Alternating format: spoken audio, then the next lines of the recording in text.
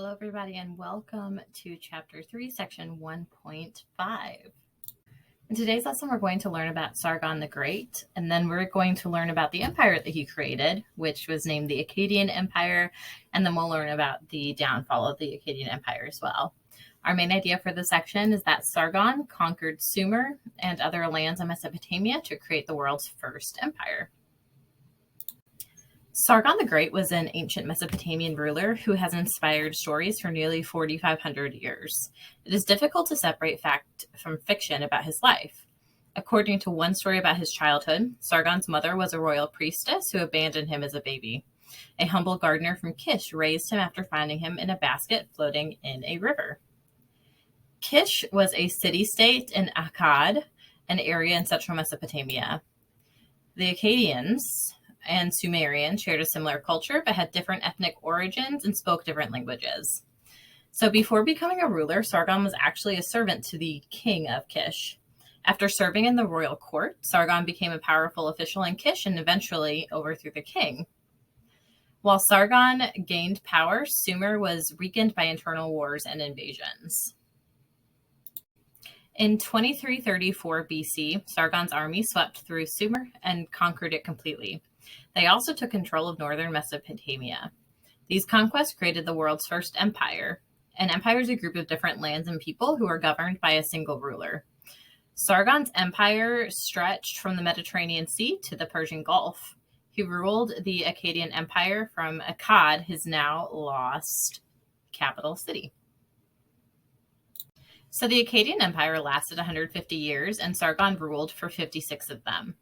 He personally led the fight to expand the empire and claimed to have won 34 battles and taken 50 rulers prisoner. Sargon was an effective warrior and skilled at managing people and projects. In the lands that he conquered, Sargon allowed the people to keep their local rulers and customs. However, they had to obey him and pay a protection tax called a tribute. The policies that Sargon adopted helped him keep peace and also win the loyalty of people throughout his empire. He also introduced standard weights and measurements, meaning that all people in the Akkadian Empire were using the same types of methods to weigh and measure things.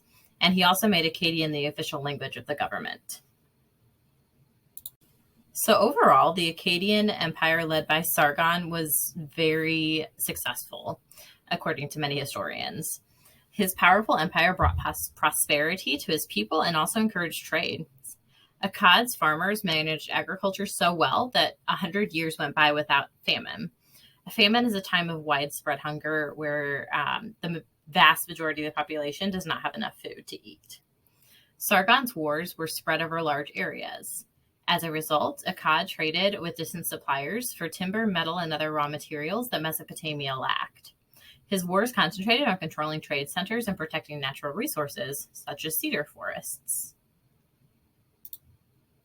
So despite Sargon's abilities and the great way that he was running his empire, the empire did become too big to control.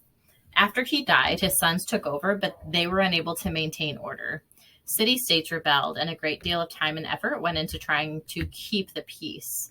Enemies from the northeast also raided the empire's unprotected borders. Famine returned at this point, and it spread suffering and unrest among the people. By 2200 BC, the Akkadian Empire had come to an end.